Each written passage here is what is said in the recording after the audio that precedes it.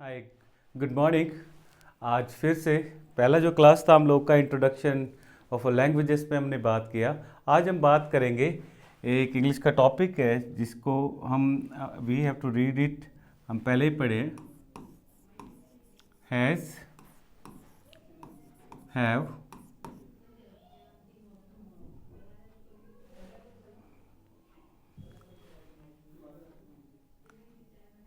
Has,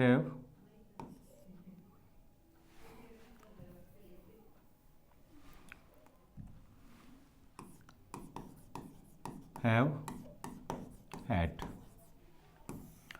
आज से पहले हमने हैज़, हैव, हैड को एज ए हमने हेल्पिंग वर्ब पढ़ा होगा।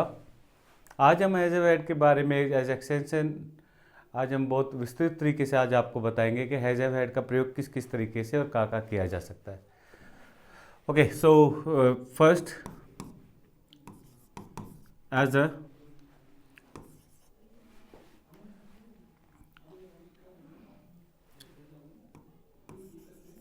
helping verb,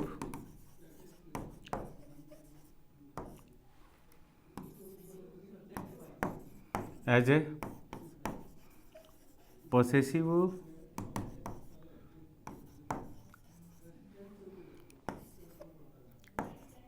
as a compulsion,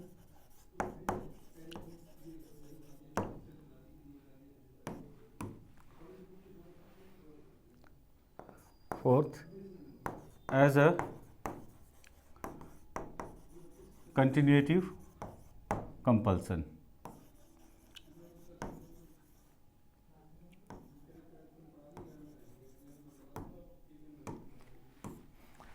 तो आज हम बता रहे कि हैज ए वर्ड को पहले हम एज ए हेल्पिंग वर्ब और as a possessive verb, as a compulsion और एज ए कंटिन्यूटिव कंपल्सन के रूप में कैसे पढ़ते हैं। तो आज हम बात करते हैं, जब हम बात करते हैं एज ए हेल्पिंग वर्ब तो हम परफेक्ट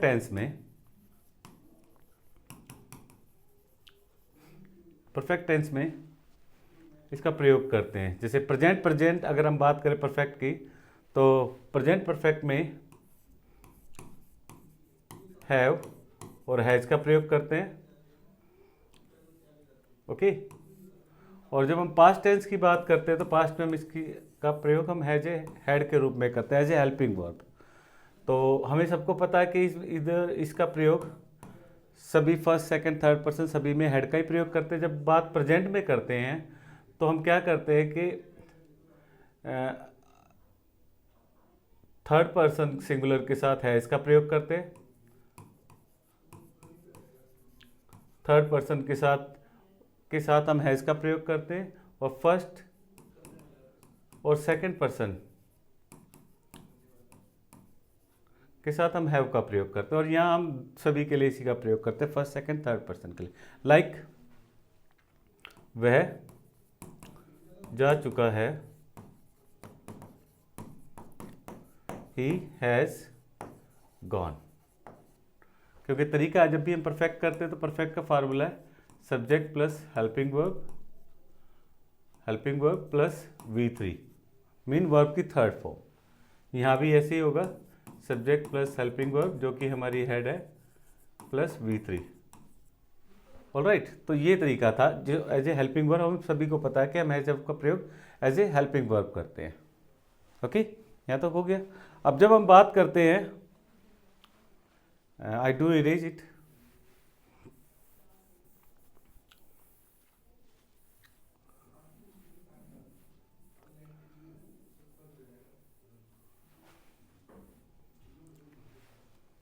जब हम बात करते हैं एज ए पॉसेसिव वर्ब की तो पॉसेसिव वर्ब में जब हम इसका प्रयोग करते हैं तो हम इसे कैसे करते हैं। पॉसेसिव में जो पॉसेसिव में होता है तो जैसे पास है के रूप में हम इसका प्रयोग करते हैं जो अपने पास होता है पॉसेसिव के लिए। जैसे मेरे पास, sorry I am new with this ideas to write. जैसे मेरे पास कार है, I have a car. Okay, I have a car मेरे पास कार है, तो पोसेसिव में जैसे हमने हैव का प्रयोग किया, हैव का प्रयोग हमेशा ही फर्स्ट सेकेंड पर्सन के साथ होता है और हैज़ का प्रयोग थर्ड पर्सन के साथ होता है इन ए प्रेजेंट। वो जब हम पोसेसिव वर्ब के रूप में भी सीखते हैं तो तब भी हमारे पास यही आता है कि हम हैज़ हैव का प्रयोग उसी ढंग से करते हैं। ओके, अब जब कितनी बार हमें ऐसा लगता है कि हम इसके अगर नेगेटिव बनाते तो हम बनाते कैसे, जैसे सेम इसी को ले लेते, मेरे पास कार नहीं है, तो कैसे करते हैं, I don't have a car. Okay, I don't have a car. Do का प्रयोग इसलिए करते हैं क्योंकि प्रेजेंट की जितनी भी वर्ब्स होती है नेगेटिव होने पे तो हम इसका प्रयोग ऐसे करते हैं, या फिर अमेरिकन इंग्लिश में हम कैसे करते हैं, I have no car. It's also a way to write and speak in US English, but this is a pattern just really I followed by rest of the part, but it's also a popular, I have no car. All right, so there are a way, either you have to use helping verb do not or possession, either you have to use subject and help verb, it's become a verb here, havna it's become a verb, then no car. All right, और जैसे अब एक question है, बहुत सारे पूछते हैं कि क्या हमेशा यू को हम सेकेंड पर्सन रखते, पर कभी कई बार you is become a third person, like तुम्हारे पास क्या है। ओके, तुम्हारे पास क्या है, इस क्वेश्चन मार्क, तुम्हारे पास क्या है, व्हाट डज यू हैव। अब एक सवाल बनता है कि डज का प्रयोग क्यों किया है, जबकि हम सेकंड पर्सन की बात करें, तो हम बता रहे जब भी सेकंड पर्सन में तुम्हारे की जब हम बात करते हैं, इट मीन्स हम talking about a particular person. Alright, हम एक पर्टिकुलर पर्सन के बारे में बात करें तो इसलिए हम वहाँ डज का प्रयोग करते हैं। So what does you have, तो ये था इसका पोसेसिव पार्ट, पास है, रखता है, आल्सो वर्ड, तो जहाँ हम हैज़ हैव का प्रयोग करते हैं। और जैसे पास्ट में करेंगे इसी को, तो जैसे मेरे पास सब था, I had everything, I had everything.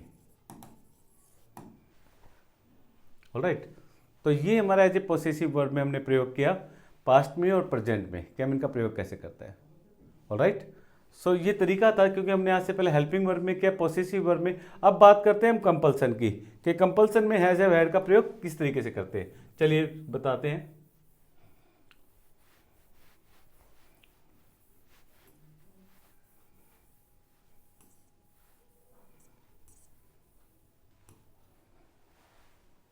अब बात करते हैं हम कंपल्सन में। कंपल्सन का मतलब होता है मजबूरी, जब मजबूरी या कर्तव्य का बोध हो। It's about the compulsion or the duties of yours.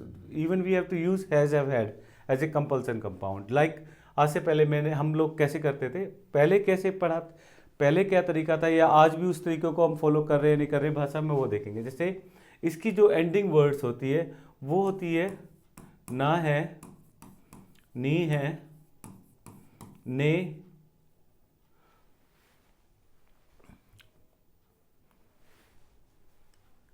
ने है, या फिर पढ़ता है, पढ़ती है, पढ़ते हैं। ओके, क्योंकि ये इन वर्ड्स को अगर आप देखोगे, ना है, नहीं है, या पढ़ता है, पढ़ते हुए को, इनको ही कंपल्सन माना गया। इसको पहले कैसे फॉर्म किया जाता था, इनको कैसे किया जाता था, आज इसके बारे में बात करेंगे as a compulsion, has have had को।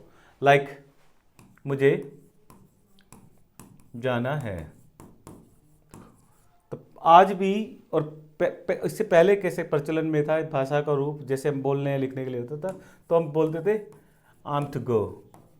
Okay, am to go, but now even if you can speak, if you can write I have to go, both are correct and equal, but पहले इस्तेमाल इस तरीके से होता am to go, but there is a way I have to go. ये दोनों के दोनों कंपल्सन पार्ट है हैज हैव हैड का, तो हम इसे यूज करते हैं। अगर हम प्रेजेंट में करते तो पहले होता था is to, are to and am to. इसकी जगह अगर हम ये भी लिख सकते हैं और हम हैव टू और हैज टू के साथ भी इसको फॉर्म कर सकते हैं। Either we have to write और speak, both are correct and equal. Alright, मुझे जाना आई एम टू गो और I have to go is equal. Alright, अगर पास्ट में बनाएंगे तो हैड टू का प्रयोग करेंगे, had two plus V1। Okay, ये तरीका है जिसमें हम ऐसे कंपल्सन सीखते हैं।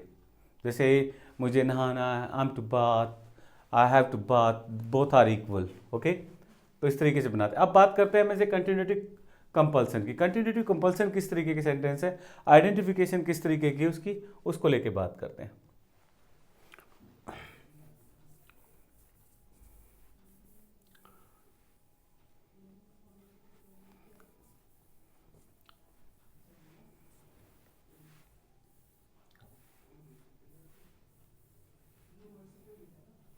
कंपल्सन की बात करें, अब हम कंटिन्यूटी कंपल्सन की बात कर रहे हैं। तो इस कंटिन्यूएशन कंपल्सन में क्या, कंपल्सन में तो हमें पता है जैसे पढ़, ये पढ़ ना, लास्ट में रहा, कंटिन्यूएशन की आइडेंटिफिकेशन रहा है मीन प्रेजेंट, रहा था इन पास्ट, रही थी, रहा था, रही थी, रहे थे, रहा होगा इन फ्यूचर, होगा इन फ्यूचर। ये ऐसे करके देखते हैं। तो कैसे बनाते हैं कंटिन्यूटी कंपाउंड सेंटेंस, कैसे, मुझे करना पड़ रहा है, मतलब कर तो रहे पर अंडर एनी प्रेशर, और देर ड्यूटीज के लिए प्रेशर नहीं है, बट कुछ चीज़ें ना चाहते हुए भी जो करनी पड़े, वहाँ कंपल्सन कंटिन्यूएशन कंपाउंड का पार्ट। और उसे हम बनाते कैसे हैं, मुझे करना पड़ रहा है, I am having to do. Okay, I am having to do. इस तरीके के सेंटेंस में हम क्या करते हैं, have plus ING plus V1। Okay, क्योंकि जो भी वर्ब है ना नहीं से करते होते टू के साथ करते हैं, इन्फिनिट वर्ब्स होती हैं। तो हम देखेंगे हैविंग प्लस, जबकि हैव आता तो ई एंडिंग किसी वर्ड्स में होता तो ई को रिप्लेस करके ING लगाते तो हैविंग हो जाता है। I am having to do, मुझे करना पड़ा, I am having to do. Alright, ये हमारा कंटिन्यूटिव कंपल्सन पार्ट का हिस्सा है, कंटिन्यूटिव कंपल्सन का पार्ट है, I am having to do. Alright, तो हैज़ हैव के कई सारे और भी यूजेस है जो डिफरेंट तरीके से किए जा सकते हैं, या यहीं पे आके सीमित नहीं होता। हम बोलते हैं अगर बात हमने हेड की तो ये पास्ट का सिंबॉलिक है, नहीं, ऐसा नहीं है। अगर हम बात करें इसका, हेड की बात करें तो पास्ट में एज ए हेल्पिंग वर्ब तो है ही है। इसके साथ साथ हेड का प्रयोग कई बार, जैसे मैंने आपको अभी बताया, पोसेसिव में, कंपल्सन में, और as a continuity compound sentences के रूप में। और हेड का प्रयोग इसके अलावा हम जब बात करते हैं, हम किसी को सलाह करते हैं या हम किसी को वार्न करते हैं, जैसे एंडिंग वर्ड्स होते हैं या इन बिटवीन सेंटेंस के वर्ड होते हैं हिंदी, अच्छा होगा, सही रहेगा, अच्छा होगा, उचित रहेगा, उचित होगा, इस तरीके के अगर वर्ड्स में बीच में आ जाए सेंटेंस के या लास्ट में आ जाए तो इस तरीके के सेंटेंस भी हेड के साथ बनाए जा सकते। जैसे तुम्हारे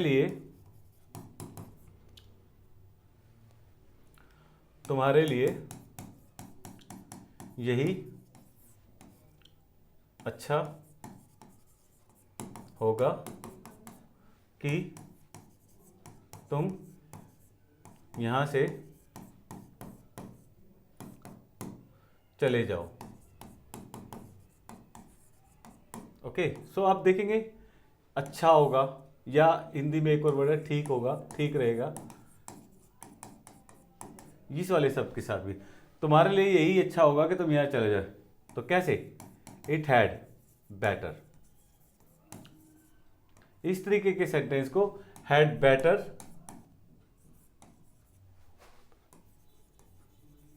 वुड बेटर, या फिर वुड रेदर के साथ भी बनाया जा सकता है, वुड रेदर। तुम्हारे लिए यही अच्छा होगा कि तुम यहाँ चले जाओ, it had better you to go from here, to go from here. So आप देखेंगे कि हेड का प्रयोग हमने यहाँ भी किया। इसे हम आइदर वी हैव टू से कि एक सजेस्टिव हो सकता है या वार्निंग हो सकती है इस तरीके के सेंटेंस में, तो वहाँ भी हम हेड का प्रयोग करते हैं। तो हैड के प्रयोग, हैज़ हैव हैड का प्रयोग is a multiple use of has have had in various way. So आज की क्लास में जब हम आपसे बात कर रहे हैं has have had as a helping verb, जो आप पहले भी पढ़ चुके हैं, सारे ज़्यादातर लोगों को पता है कि परफेक्ट टेंस में हैज़ हैव हैड का प्रयोग एज ए हेल्पिंग वर्ब करते हैं। प्रेजेंट में हैज़ हैव, पास्ट में हैड, और फ्यूचर में जब बात करते हैं तो वुड हैव की बात करते हैं, विल हैव की बात हम करते हैं, या माइट हैव का प्रयोग करते हैं, क्योंकि फ्यूचर में बनने वाले टेंस, आज मैं एक थोड़ा सा इसमें और ऐड करना चाहूँगा आपके लिए। जब कभी हम फ्यूचर टेंस की बात करते हैं तो आप एक चीज़ देखते जाए, इंटेंशन आता है तो वहाँ विल है, डिटर्मिनेशन है तो सेल है, पर जब कोई फ्यूचर के सेंटेंस बनते हैं तो ज़्यादा परफेक्ट तरीका होता है फ्यूचर के टेंसेस में कोई भी बात कही जाने, अगर इंटेंशन डिटर्मिनेशन के अलावा नॉर्मली आप बात कर रहे हो और वो सारी की सारी बातें आपको लगता है कि उन सारी की सारी बातों को आप एज ए अजम्पशन की तरह आप बात कर रहे हैं, सपोज कर रहे हैं, तो सारे के सारे सेंटेंस माइट के साथ बनाए जा सकते हैं। This is the best way to speak and write, might के साथ, ऑलराइट। क्योंकि दुनिया के बहुत सारे ग्रामेरियन की नज़र में जो हम जी चुके हैं वो पास्ट, जो हम जी रहे हैं वो प्रेजेंट, कल का नहीं पता ना, तो वो सारी संभावनाएं हैं। अगर वो संभावनाएं श्योर होती है तो वह मस्ट के साथ बनाया जा सकता है, लाइक कि वो आज 10 बजे आएगा। अगर लोगों को साथ मेरा इंटरेक्शन और लोगों को पता कि I am a punctual of my time, कि मैं हमेशा टाइम पर रहता हूँ, तो मस्ट के साथ इस सेंटेंस को बोला जा सकता है, क्योंकि वह श्योरिटी नज़र आती है, पंक्चुअलिटीज नज़र आती है। तो फ्यूचर के सेंटेंसेस को जहाँ श्योरिटी नज़र आए उनको मस्ट के साथ, और जहाँ लगती है कि संभावना के खेल है तो might is more better than any words like will और शैल। विल और शैल का प्रयोग इंटेंशन और डिटर्मिनेशन के लिए हो सकता है। क्लियर? तो इस तरीके से हम इस सारे कॉन्सेप्ट को पढ़ते हैं, क्योंकि भाषाओं में, जैसे फर्स्ट वीडियो में भी मैंने आपको बताया कि भाषाओं को के लिए बहुत ज़रूरी है कि यू मस्ट रियलाइज दैम। अब आप अभी जैसे भाषाओं के जरिए आप अपने आप को अभिव्यक्त करते हैं, you go for an interview, you interaction with people. So एक बात हमेशा ध्यान रखिएगा कि भाषाएं हमेशा आपको निपुणता की तरफ ले जाती है, पर उसके लिए at least you have to realise what you are saying, what you are going to speak with people, all right? So this is the some beginning of learning. Once you have to be really interaction, if you find out some errors or you find out some more things to know about each and every words, क्योंकि एक शब्द भाषा का अपने आप में उस पर थीसिस लिखी जा सकती है। It means thesis means you have to do lot of research on each and every single word of any language, like, all right? Like a translation is a word only. रूपांतरण, जिसको हम कहते हैं कि ट्रांसलेशन, अनुवाद करना, पर अनुवाद पे भी एक बहुत बड़ा रिसर्च किया जा सकता है। तो दुनिया की किसी भी एक भाषा को, किसी भी भाषा या किसी भाषा के किसी एक पर्टिकुलर शब्द पे भी एक पूरी गाथा लिखी जा सकती है। So it's a vast concept to learn a languages, alright. दुनिया की किसी भी चीज़ को समझने के लिए जरूरी है कि you must learn each and everything about a word, क्योंकि ये खाली हेल्पिंग वर्ब नहीं है, इट्स मोर देन दैट। आज इस क्लास में आपको पता लगा होगा कि it's more than that. Has have is not just a helping verb, it's more than that. But how it can be the more worthy for you, you must have to pay attention. If there is any doubt of yours ahead in further classes of yours, you must ask many questions. I told you in my last video कि यहाँ बहुत सारे तरीके हैं भाषाओं को जानने और समझने के, क्योंकि हमारी जो बेसिक प्राइमरी जबान है हम लोगों की विद इन कंट्री और other state of India where the people don't understand Hindi, तो बिलिंगुअल है मेरा पढ़ाने का तरीका। शायद कुछ peculiar हो सकता है, but it's a way to teach, it's a way to really explain you.